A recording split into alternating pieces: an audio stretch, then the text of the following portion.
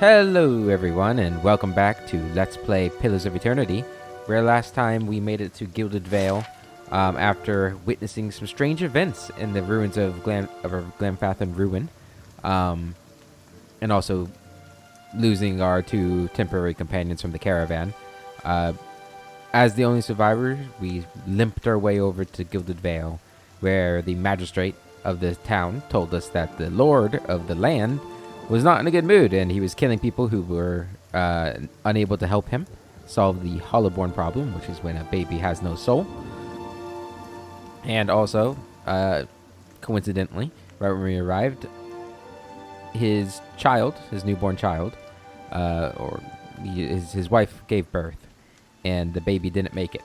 Whether or not natural death or from being a hollowborn, we don't know, but bad omens all around. We met a deer who's going to be one of our companions, but not yet. And we also met Aloth, who is our companion now. He was being accosted by some drunks out here, and we helped him out by killing the drunks. And Klesia here is tired. She's had a rough day.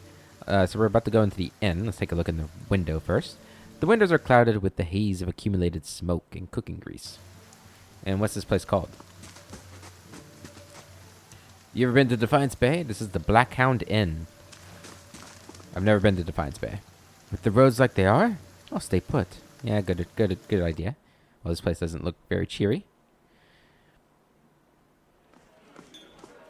Alright, the Black Hound Inn. The floorboards are sticky with spills that no one has bothered to clean. Beautiful. Good to see new faces around. Feels like the village gets smaller by the day. The food here has been awful lately. Think rats have gotten into the larder. We haven't looked at Aloth yet. He is a wizard, a second level wizard, a wood elf. What is a wood elf? Does it say? No. Do we have the same experience? No. So we get experience at different paces. Good to know. So these are his spells. He's got first level spells. He's got Arcane Assault, which unleashes a bolt of magical energy from the grimoire that inflicts raw damage and dazes targets in the area. You can do that twice per encounter. That's pretty good. Distant Advantage is a passive, plus 5 accuracy, deflection, and reflex against distant enemies. Against any enemy that is more than 4 meters away, you gain a bonus to accuracy, deflection, and reflex. Okay. And he's got second wind too. Akamir's Dazzling Light, or Lights, overwhelms anyone in the area of effect with brilliant and bewildering pyrotechnic displays, decreasing their will and leaving them dazed. A dazed victim's accuracy is reduced by 10. Dexterity, perception, and intellect are all reduced by 2, and attack speed is reduced by 15%. Okay. Fan of Flame does burn damage, creates a cone of fire in front of the caster, so it's burning hands. Katakoth's Sunless Grasp. The caster's hands become so cold as to freeze what they touch. Does freeze damage to a target and reduces its accuracy. So a bit like Frigid Touch. Gotta make a lot of Pathfinder comparisons, because I just spent almost a year playing Pathfinder. Does freeze damage and minus accuracy. Menoleta's Minor Missiles summons 3 spell missiles that batter the target, inflicting crush or corrode damage. That's cool. And then Wizard's Double creates a duplicate of the caster to distract enemies, granting the caster a high deflection bonus until he or she is hit or crit. Cool. And he's also got the Blast talent, which is a passive, generates a blast on a target when using wand, rod, or scepter, doing a modest amount of damage to all enemies in a small area around the target. That's pretty cool. Real quick, what does my daze do? Where is it?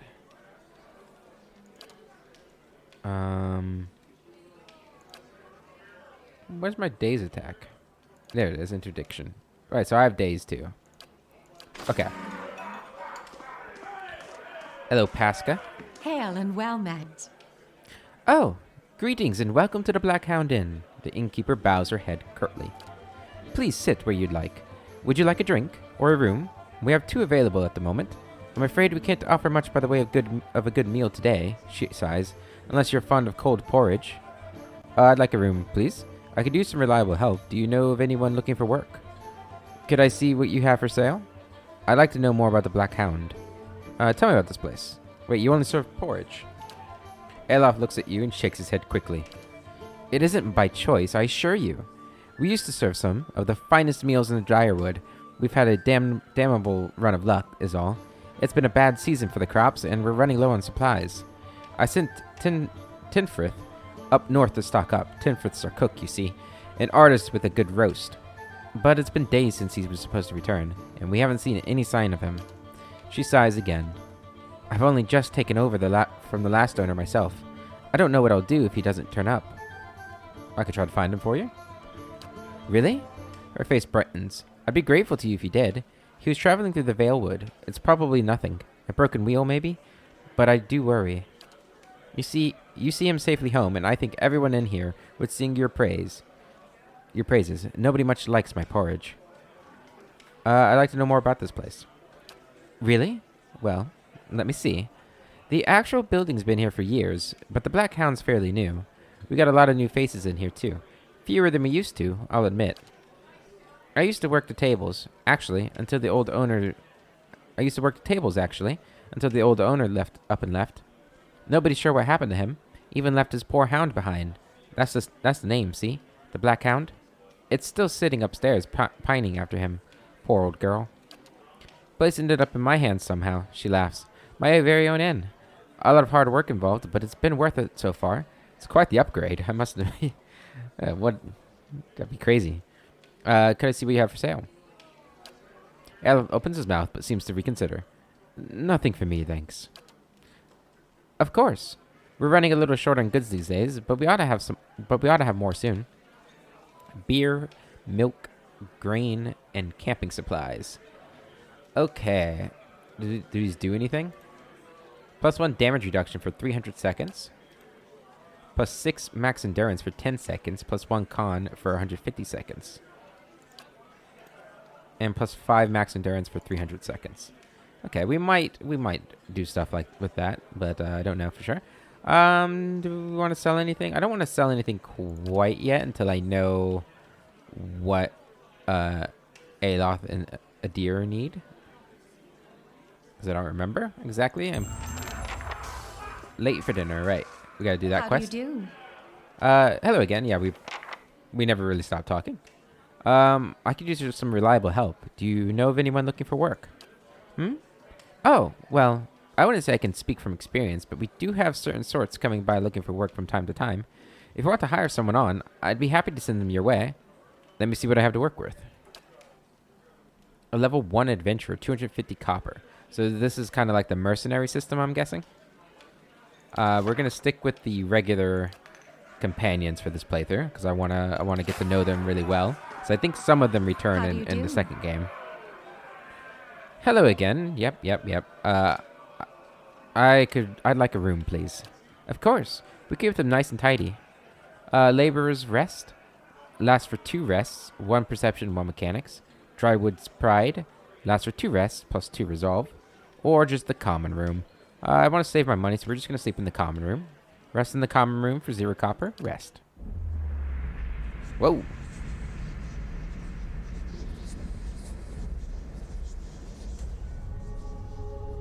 Your sleep is restless and fevered, assaulted by hisses and whispers, blanketed with a suffocating anxiety. You open your eyes to awaken and find yourself in front of Gilded Vale's gallows tree. The creaking of its ropes growing louder in your mind until the sound is deafening. Hanging from the tree is an old dwarf woman whose face has shriveled inward like moldering fruit. Her head hangs limply to one side. As you look at her, she looms larger and larger in your mind until she is mere inches from your face. Suddenly, her head snaps up and her eyes open, and they are empty, and behind them is a vast nothingness that makes your stomach drop. Her mouth slowly parts, and with a gust of rancid air, she speaks a word. Watcher. You jolt awake, the foul smell of the dwarf woman's breath still permeating your nostrils.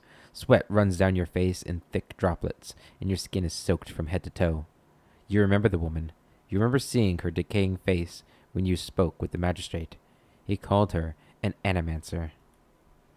Though it fills you with a new queasy apprehension, you feel a strange compulsion to see this woman once more, if only to confirm she is truly dead. 464 experience. Find the dwarf woman in the dream. From the dream.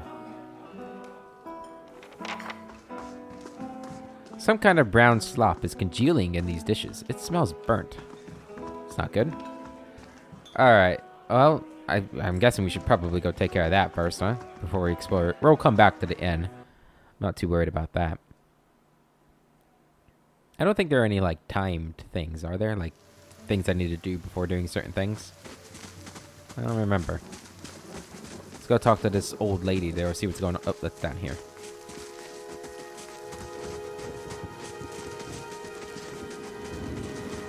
Can make it a little faster. There we go. Well, that's not normal. You guys seeing this? Caldera of Baranzi. The squat, distended body of an elderly dwarf woman dangles from a thin, crooked bough that sags at the tug of her noose. The bloated purple flesh of her neck, worn away in patches like moth-eaten linen, bulges over the rope that suspends her, and her lifeless head lolls forward rigidly from one side to the other when the breeze shifts. You perceive a faint glow around her that casts no light on its surroundings, but there is a tepid warmth to it, and you feel somehow that you could reach out and touch it, not with your hands, but with some aspect of yourself that has no worldly dimension. Reach out for the woman. You take a deep breath, clearing your mind, focusing on your objective. As you exhale, you feel yourself spreading out toward the hanging woman, perceiving all that lies between you and her with new, unfamiliar awareness. Once you have expanded enough to reach her, there is a sudden jolt to your mind, a ringing electric surge of images and words and sounds.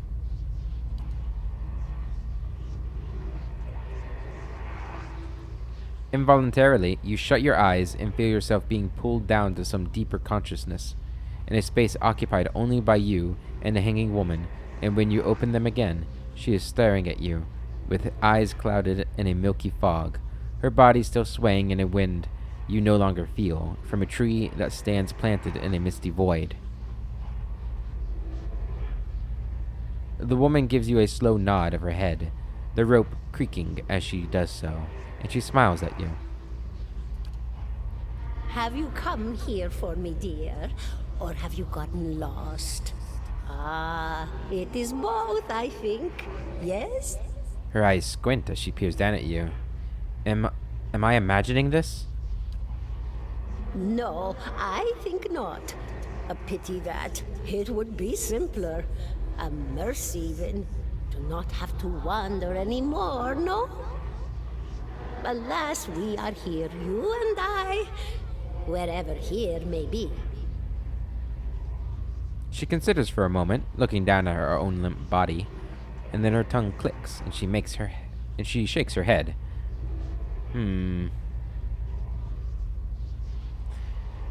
How are you able to speak to me? Is that what we're doing? Perhaps it just seems that way.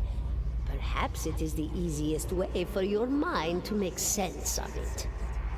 I think it is a very good choice. Caldera moves her tongue around in her mouth as if testing it. She gives you a motherly smile. I need to understand something that's happening to me. I think I survived a biowick. Do you know why that would be? I want to know something about you. I need to understand something that's happening to me. She nods, a look of pity on her face, as though consoling a child. The world looks a little different than it used to, is that it? Very. Feels like you're noticing things for the first time that have always been there. She nods. You have seen past the shroud. It only takes an instant. Your soul remembers, yes? Remembers how it sees when it leaves the body, like being reminded of a dream you had forgotten. You are a watcher now, and a watcher you will stay. A watcher. She nods again. What's a watcher? What indeed? Long hours have many animancers spent studying such things. Not I, no, not I. I'll tell you what I know, though, since fair is fair, and here we are visiting, you and I, and it reminds me of better times. Yeah, I imagine you've had better times. Souls pass on. Some say through Audra stones, which are the blood veins of the world. They leave the world for a time and are reborn into it, sometimes more than they were before, but usually less and seldom the same. For all souls there is a time where they do not live, yet have not passed on. And those souls roam the world, same as you or I, either leaving or lost. But no one sees them because they have forgotten how. Mm-hmm. A watcher sees, though, knows what to look for. And sometimes they know a person just by looking at them, know where they've been in ages past when their bodies were other bodies. See memories even their owner can't recall. A wonder to behold when all goes well. A wonder! What did you mean when all goes well? Oh, nothing to be afraid of, I'm sure. It's just much to take in for some. Sometimes there's trouble sleeping or other difficulties. I can imagine, right? You're always hearing things and seeing things. She smiles at you reassuringly, fanning out a tuft of long whiskers that sprouts from one of her cheeks. You should see old Meerwald. He could tell you much more than I. A watcher just like you. Helped many in his day. Took up in an old keep no one would claim. Not far, not far. Kadnua, beyond the Black Meadow. He will welcome the company. It's Merwald and Cadnua, beyond the Black Meadow. So that's who we need to find. Okay, I think I survived a Beowick. Do you know why that would be? Did you now, dear? My, that would be something, wouldn't it? Could be luck, could certainly be. A storm can be a careless thing. Caldera praises you with scholarly interest for a moment before resuming her cheerful demeanor. Or maybe it got its hands around your soul but couldn't pick it up. A soul can be heavy if it stayed in one piece through its time. Strong souls, we call them in the trade. Cold, I mean. Called them. Those days are all behind me, no? You said souls should break apart over time? Or that they do, not that they should. Oh, yes. Entropy. Rimagan's work. We know little of why or how. We lose pieces of ourselves when we die and pick up pieces of others when we are born again, but less than what we lost. We tried to stop it with the animantic sciences, but with little success. No. A very small few resist Rimergan's influence and stay together through some force of defiance, at least for a time. But they all succumb eventually, I think. She clicks her tongue. Except for my soul's special. I'm special. I want to know something about you. Me? I'll bore you to tears, though. She shakes her head in protest. Who are you? And here I thought you'd come to visit me in particular. Caldara de Baranzi, of the Valian Royal Academy of Animantic Sciences. Not the greatest of their number, but I came here all the same because this was where help was needed. She breathes a small sigh, or a mild sigh, sending a small beetle skittering from inside her cheek. Her arms turned outwardly, stiffly in what might be a curtsy. What happened to you? She laughs, a rasping, choked cackle escaping between rows of buttery yellow teeth, causing her body to bob up and down with each spasm. Seeing your blank expression, she catches herself. Oh, come now. Such a question. As though the answer were plain as a rope tied for strangling. Allow an old dwarf her last bit of cheer. Hey, she's in high spirits, at least. Well, I came where I was needed, didn't I? Offered my services to Lord Radric for a pittance. A humble pittance. I was to examine the Lord's wife, see why the gods have seen fit to poison her womb. Studied her for months, looked high and low for impurities, tested her valence, the permeability of her essence. Do you know what I found? Tell me. Nothing at all. A healthy woman, head to toe, blessed with a beautiful soul. Such a sweet woman, too. Meek, but warm-hearted. She shakes her head. A few months' time, and the lord of the house demanded answers. For a time, I told him what he wanted to hear. Oh, yes, my lord. She is riddled with imbalances. I must have time to cure her. As the birth drew near, he grew impatient, as lords do. And this is where I've ended up. What's an animancer? A student of the soul. Something so basic, yet so poorly understood. But so many breakthroughs have been made in my lifetime. Had been made. Had been. To hear the locals tell it, we're a gang of soul manglers that preys upon the weak-minded. And the worst of us are. But the best of us, the best, inspirations, miracle workers. My parents were soul twins, miserable before they met, empty inside. It was an animancer who helped one find the other, turned their lives around. You wouldn't believe the stories. Amnesiacs helped to remember their lives. The suicidal brought back from the brink of oblivion. The elderly afforded extra moments to say their goodbyes. How soon we forget when we're afraid. It's a fascinating science. A fascinating time to be alive in a place like Deerwood that does not control the research, no? I love the Valian Republics for many things, but their recent caution will leave them behind, I fear. I had other questions. Of course, dear. Farewell. Goodbye, my dear. It was lovely visiting. Caldera closes her eyes and her head slumps forward over the news, and your surroundings seem to bleed into your vision from some unknown place of waiting. Clesia was granted a Crucible of the Soul.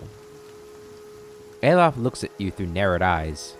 Are you alright? You seemed lost just now. I'm a watcher. This happens a lot. You'll have to get used to it. Yes, I'm fine. I'm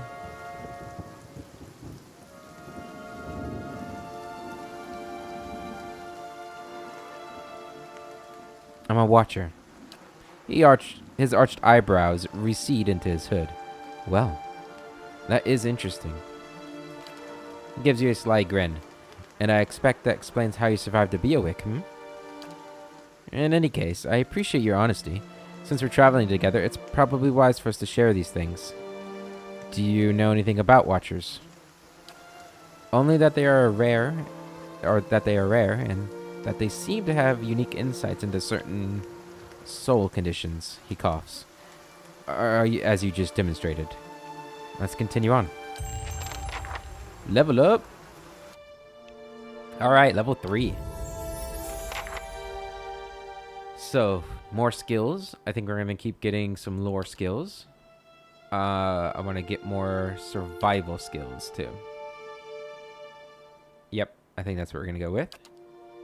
And looks like we get access to level 3 spells. Consecrated Ground. We get creates a long-lasting circle of healing, regenerating ally endurance.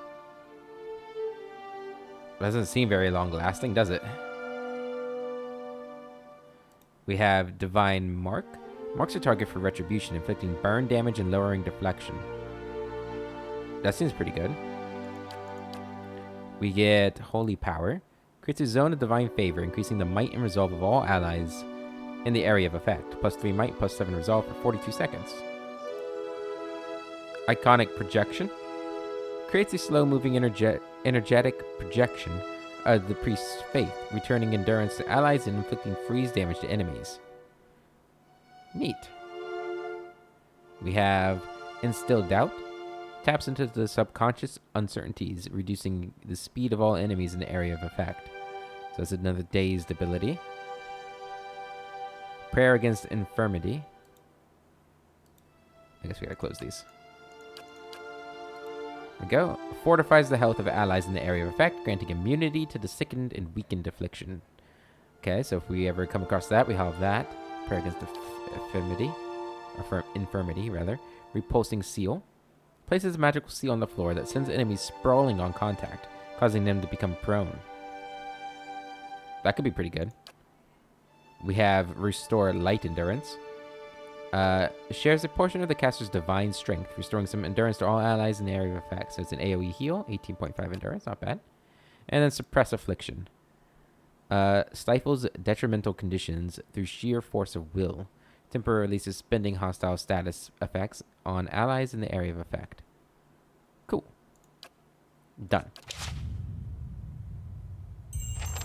Good. And then Aloth. So you're also a lore guy. You're better lore than me. I don't know. Cheater.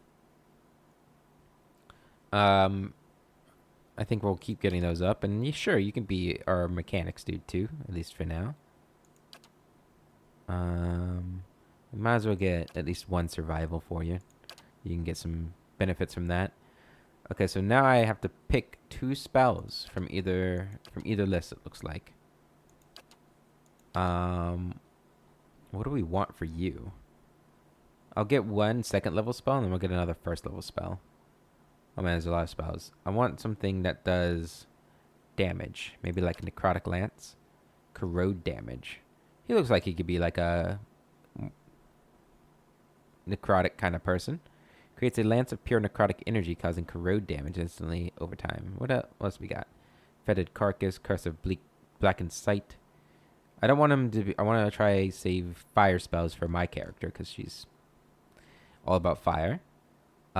Bulwark against the elements. She is going to be more of a buffer, though. I want you to be our damage dude. So I think we are going to get Necrotic Lance. And maybe... Ghost Blades? What does that do? Calls a field of unearthly blades into existence, inflicting immediate piercing damage and a hobbled affliction on target in the area of effect. So I do have a range, right? That seems like a cool one. I like that. Let's get that one. Yeah, that looks cool. Done. Alright, so that's them leveled up. Let's head on out of here. No 17 problem. and a half. Huh? The smell of pipe smoke, at once earthly and sweet, winds its way into your nostrils. Your eyes trace the smoke to its origin, where you find a broad man with straw-colored hair leaning against a mossy rock wall, his pipe held to his lips with one meaty hand. He looks you directly in the eyes, but the look is not aggressive. He regards you with a peculiar smirk. 17 and a half. Well, could be 18, depending on how you count the dwarf woman. I'm sorry? The dwarf woman. You were trying to figure out whether to count her as a full person. I think you oughta. What are you talking about? The people hanging from the tree. 18 of them. Well, last I counted anyway. Aloth frowns. Is that what you people do for fun around here? Name's Adair. Though to the people around here, might as well be 19. Don't think I'd put you much higher than 22, 23 tops. You look like the sort that likes to get involved. He extends his hand. Then he looks you up and down and grimaces. What are you talking about?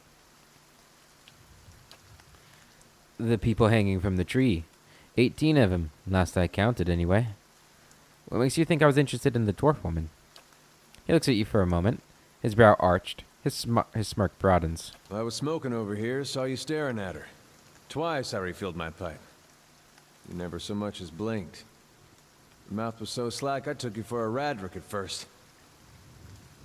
Do you know what a... Impossible. I don't drool half as much. What's it to you? You'll have to forgive my curiosity. Around here, we prefer to turn a blind eye to our dead. I'm not. Probably shouldn't try to give him a voice. I won't be as good as Mercer. Do you know what a watcher is? That's none of your business. Fair enough. If folk around here minded their business, then that tree over there'd have a few less wind chimes. Maybe I should take heed. I'll leave you in your corpse staring. Well, hold on now. Pretty social for someone who's hiding something. You gonna tell me what that business by the tree was, or do I gotta guess? Do you know what a watcher is? Careful, friend. Best not use that word round here. Could be any number of Radric bootlickers within earshot. Ciphers, animancers, watchers. Same thing in the eyes of folks around here, Radric especially. They come through these parts all the time with their cures, preying on the desperate. None of them are who they claim to be. Of course, seeing you with that funny look, I'd be halfway inclined to believe you were having some kind of communion with that dwarf. Either case, maybe I'm not 19 after all. No offense. None taken. Don't be so sure. What's that supposed to mean? You think you're going to be hanged? You think you're going to be hanged?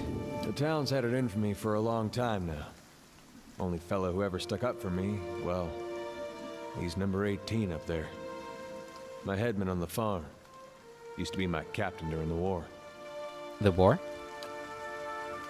Saints' War. Only one in my lifetime.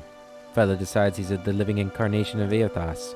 Overthrows Radceris. Marches on the Direwood. So we gave him a Direwood hello. What's a Direwood hello? We blew him up. He smiles at this, but it is the smile of one recounting a joke for effect rather than enjoyment. Who is Eothas? Got a rebirth and redemption. Formerly, anyhow. Maybe they call him something different where you're from. Add other questions. I got time? Why was your headman hanged? Got involved. Radric sent men down here the other day. Said they had it on good authority someone in town was working with Kolsk, plotting Radric's overthrow. Said if he didn't come forward right then and there, they'd hang every last one of us. No one was coming forward, so Swithin, that's my headman, he steps up and says it's him. They took him at his word. He sighs and shakes his head, his eyes fixed on the tree. Bound to happen sooner or later. If not for plotting against Radric, then for protecting me. What does your town have against you? Pick the wrong god. That's what it comes down to. He shrugs. Used to be a lot of Aethys worshippers in Gilded Vale. That mess of rocks over there, that was a temple to him, to give you some idea. Then one day, somebody named Widewind shows up on Deerwood's doorstep. Says he's the living flesh of Aethys. Got an army with him. Suddenly, Aethys isn't so popular in these parts. My brother Woden and me, neither of us believed it. No way was that Aethys. He enlisted, then I did too. But, he didn't make it back.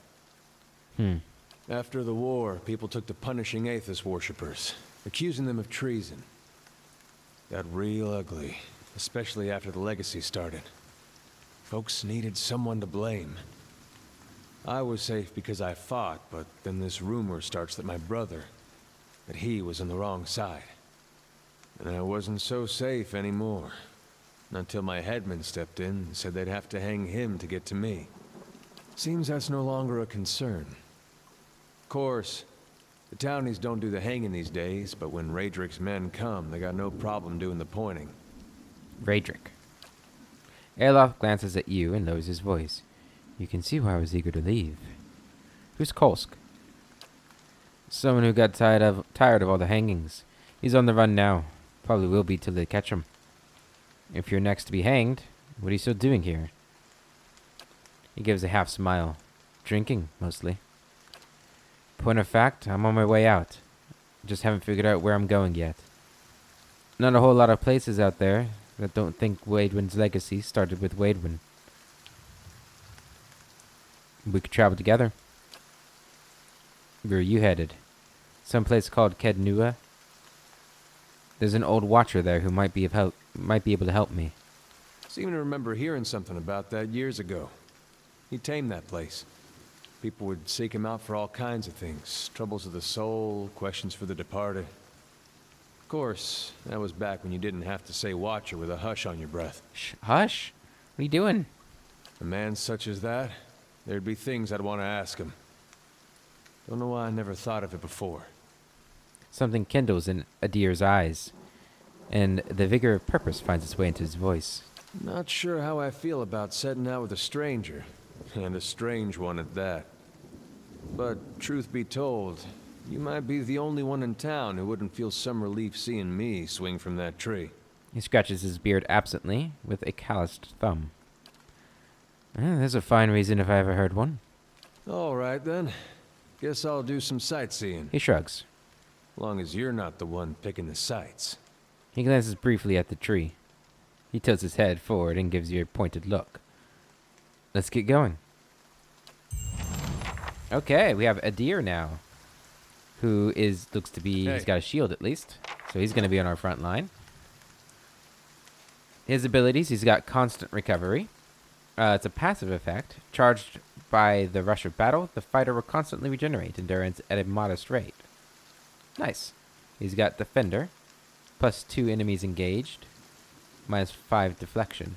The fighter adopts a more conservative combat strategy, concentrating on locking down enemies that stray too close. The fighter increases his or her number of engagement targets to 3, but at the expense of deflection. Knockdown, we know what that is in Second Wind. Rapid recovery. Boosts the fighter's hardiness, increasing the rate of his or her constant recovery. Cool. Alright.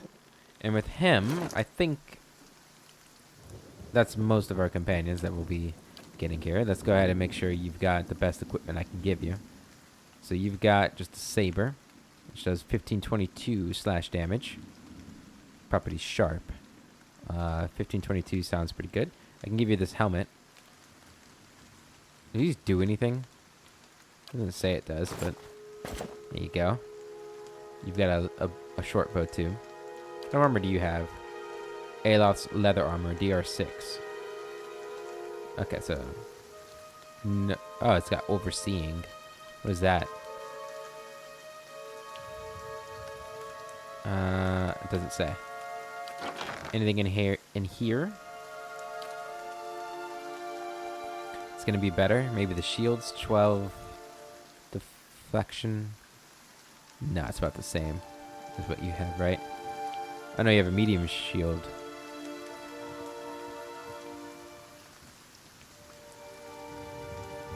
Oh no, that is it. Okay. Yeah, it's the same. Okay, looks like we can probably sell all this stuff. That's fine. So I can switch you back to this. And we should probably... You have a cloak? Yeah. But it's just a cape. So we're going to take that off you. Give that to you. And give this to you. That gives protection, yeah. Okay. And then we're going to go here. Do I want to keep that Yeah. formation? We'll keep it for now. But we'll just move you there. Hope you're not expecting much. There we go. We'll go with that formation. Okay. So, do we want to explore the town? I guess we'll keep exploring the town before we go back to Valewood and talk to what's-his-face. Not talk to what's-his-face, but find what's-his-face, the chef. Let's go explore the tavern.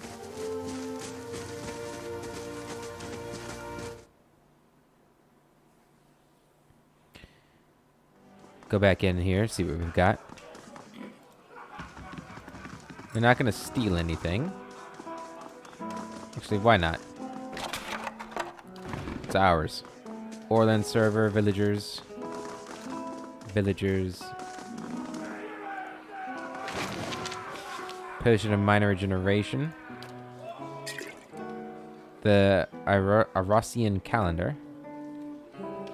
That's we'll save that for our reading episode. Like we're ever gonna do that. Maybe one day, I hope so. Hello. As you near, you feel a vibrant history contained in the essence of this woman's soul. Voices from its past seem to call out to you. Reach out for the soul. You see a woman emptying her satchel onto her bed, taking stock of her inventory.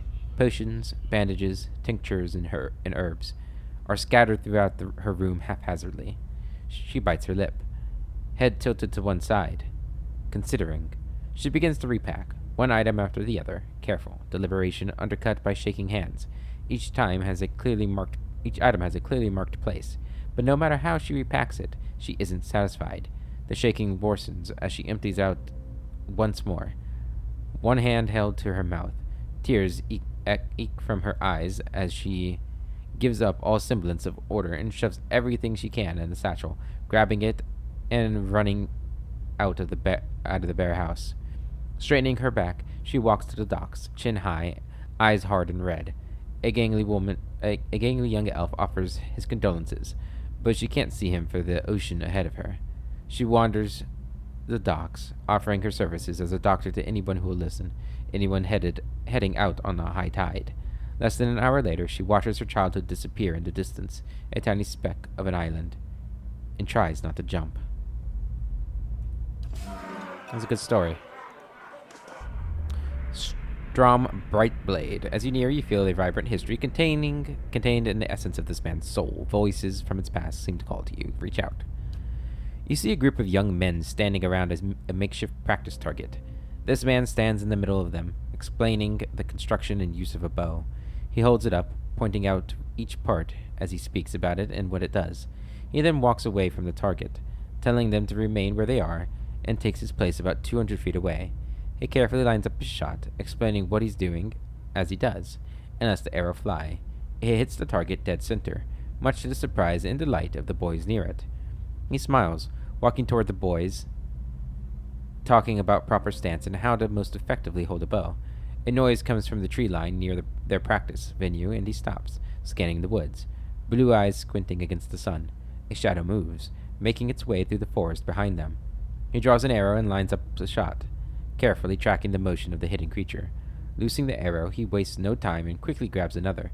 The boys spin, watching the arrow fly into the forest, immediately lost among the trees.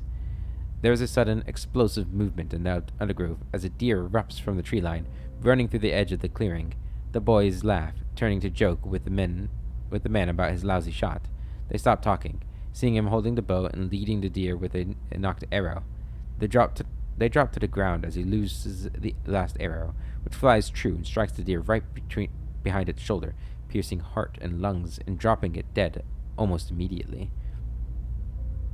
The boys stare at the deer for a few seconds, and then slowly turn to look at the man, newfound respect in their eyes. He smiles again and breathes a quiet sigh of relief.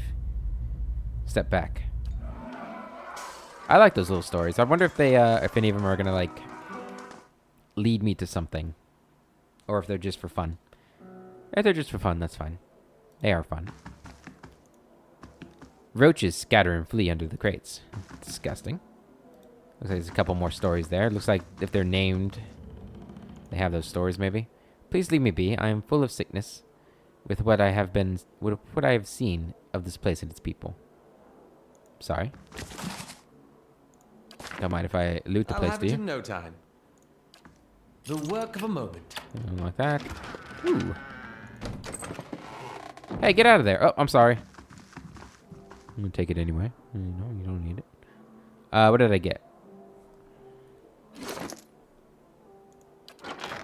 Oh, was I not allowed to take it? No, it's stealing. And I ain't no thief. As I go in here and I'll have it in no steal time. this.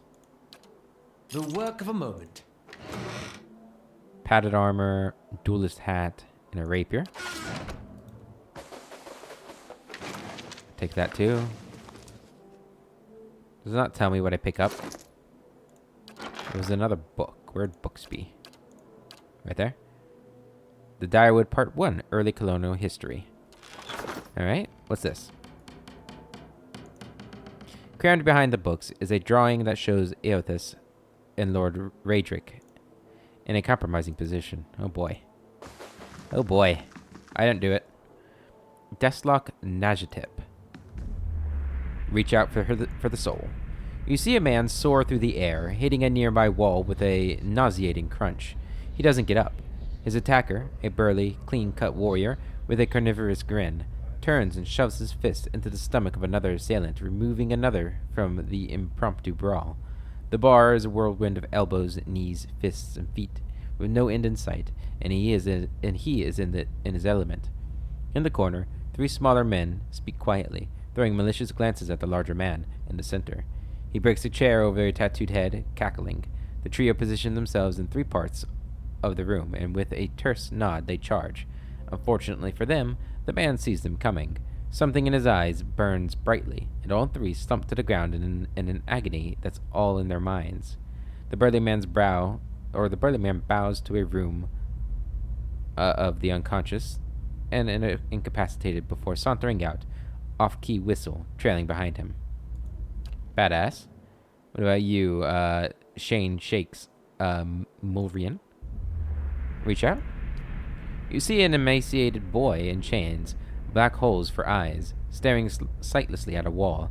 A man in a dark coat walks in, a scroll and an oddly shaped quill in his hand. The boy glances at him expressionless. A corpse waiting for animation. The man clucks at him, disapproval clear in his tone. The boy stands, limbs hanging. The man takes the quill and begins to write on the boy's chest, copying sharp, angular symbols from the scroll. The child doesn't flinch as the quill digs into his skin, drawing blood as it does. The wizard finishes with a flourish and barks some arcane command, setting the symbols to glow dully. The boy cries out, knees hitting the stone hard, his chest burning black and red. Finally, the glow disappears, leaving only hard black scars etched into his skin. He slumps sideways, twitching, eyes facing the back of his skull. The wizard grunts, kicking him on the leg on his way out. The boy lies on the floor until dawn, eyes still black like holes, the twitches growing into convulsive shakes. Jesus. Shane Shakes. Well, I'm glad you're having a better life now, buddy. I hope. Sela Ammon. Reach out. You see a long, empty road cutting through 2 large crop fields. The air is silent, and the land seems too still for early afternoon. The woman walks slowly on the road, leading a horse, curiously looking around. She seems to sense something wrong, but is unable to discern what it is. She stops, sniffling at the air, her nose high, her brow crinkles, and she casts about, looking for something. The air is clear, no clouds. She sniffs again, still looking around, confusion clouding her face, mouthing a single word. Fire? She looks out across the field, her confusion turning to fear. She holds her hand up to block the sun from her eyes and scans the field again. Not finding what she was looking for, she jumps onto her horse's back, the fear quickly becoming panic. She kicks, sending the horse shooting down the path, which bends around some trees to where the farmhouse should be. She pulls up short, horror now in residence on her face, as she stares at the burned and charred mess that used to be her family's home. Tears well in her eyes as she kicks again, racing to the rubble. Some not very many good stories. These bones are covered in tiny bite marks. Lol. The sound stares intently at the covered window, head cocked as if waiting to hear a particular sound. It looks up when you approach and whines a low note, tail wagging slightly. Pat the dog. Oh, who's a good girl? The dog's tail thumps happily against the floorboards.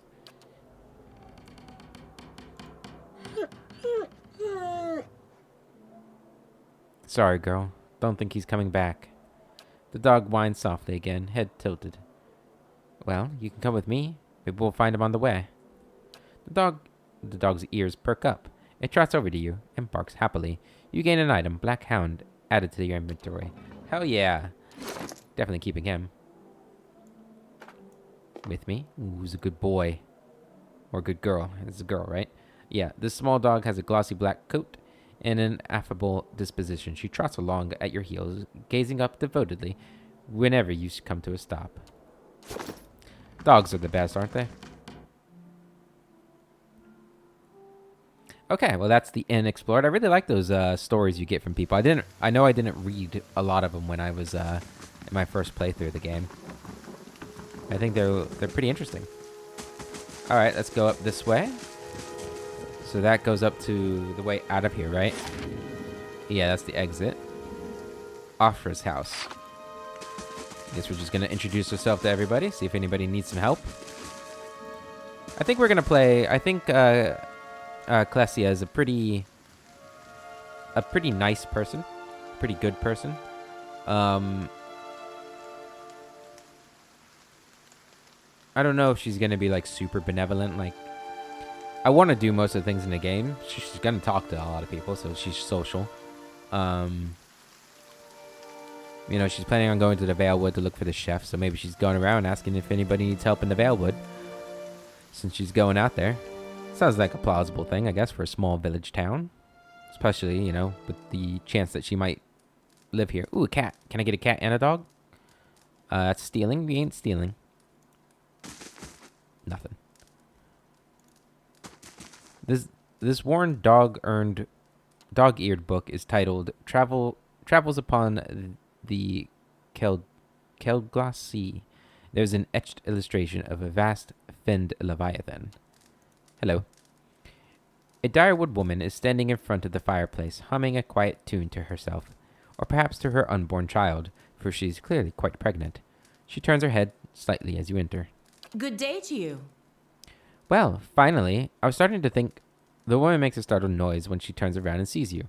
Oh, I'm sorry, I wasn't expecting someone else. She gives you a cautious smile. Can I help you?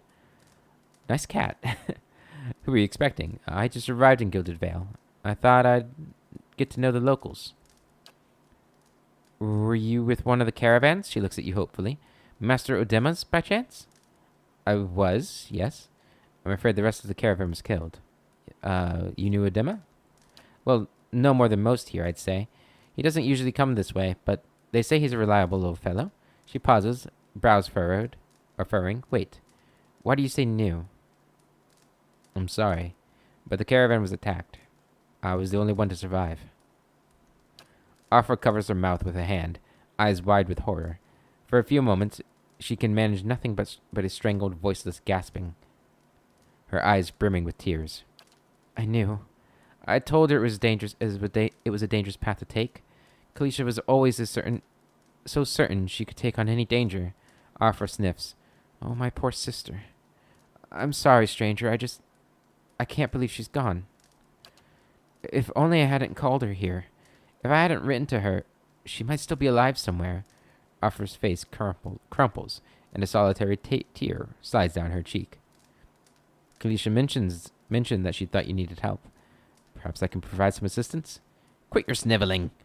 How are you to raise a child if you're this weak? Is there anything I can do?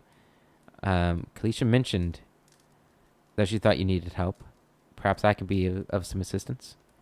Afra looks at you with some surprise, before dabbing at her nose with his sleeve. That's kind of you to offer, but I don't know if I could impose this on you. It's not a small favor. Afra wipes at her tears. I'm worried about the baby, about the legacy. I told Kalisha as much as I could, but all I know is that for a long time now, every child born in Gilded Vale has been soulless, empty. It's happened to so many mothers, and Lord Raedric, he's exiled all of them, calling it a sign of the gods' disfavor. She sniffs. With my Hawthorne gone, I don't know how I'd manage if I lost my home, too. I hoped Kalisha could help me. They say Ranga, the old midwife, knows a way to prevent a child being hollowborn, but she moved south to Enslog's Compass 2 seasons ago. The journey's too far for me. I can't make it as I am. But I don't have anyone else now, with Kalisha gone. More tears run down her face. Please, can you help me? Kind wayfarer and a gold pack knight. Interesting. That's a long way to go. What's in it for me? I'll think about it if I ever head that way. I'm not one for charity. Handle this yourself. I'll find Ranga for you. Offer blinks, eyes wide. You will? Oh, gods bless you. Here. I'll give you coin to pay her with. You needn't trouble yourself with that. I think it's a drink she fashions out of... Well, I'm not sure. But it shouldn't be too much of a burden to carry back. You have gained 20 copper. Anzog's compass is what we call the lagoon to the south. You'll have to cross the wilds to get there. That's what keeps me from trying it myself. She clasps her hands together. Thank you again, truly. You'll be saving us both. She sets a hand on her stomach, smiling through her tears. You're very welcome. Hey. And I won't loot your house, because that's mean. Alright, so we have a couple quests now. We have to go... Let's take a look at our quest log, actually. You ever earned a reputation? Reputation can be held with communities or factions in the Eastern Reach and will affect how members of that group respond to you. In some cases, friends or enemies of those groups will also react to your affiliations. Helping a group will increase your positive reputation with that group. Harming a group will increase it. Okay. Again, I don't know where to find these reputations.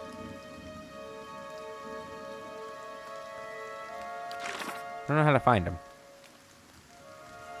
Alright, so we've got 2 quests and a task. Late for dinner. The Black Hound Inn. So find Tenfrith. That's a task. We've got Fragments of Scattered Faith. Bring a deer to speak with Merwold. Right. And travel to Enzlog's compass to speak with Mother Ranga. And we need to travel to Cadnua. Or is it Cadnua? Okay, and then our journal. We have biography here. Oh, wow, this is really filled out. That's cool, I like that. And then we have visions. Cool. Wikipedia. There's not reputations in here, is there? And so I don't know where to find our reputations at. Is it somewhere in here that I'm just missing? Personal, maybe? No, I've looked in there before.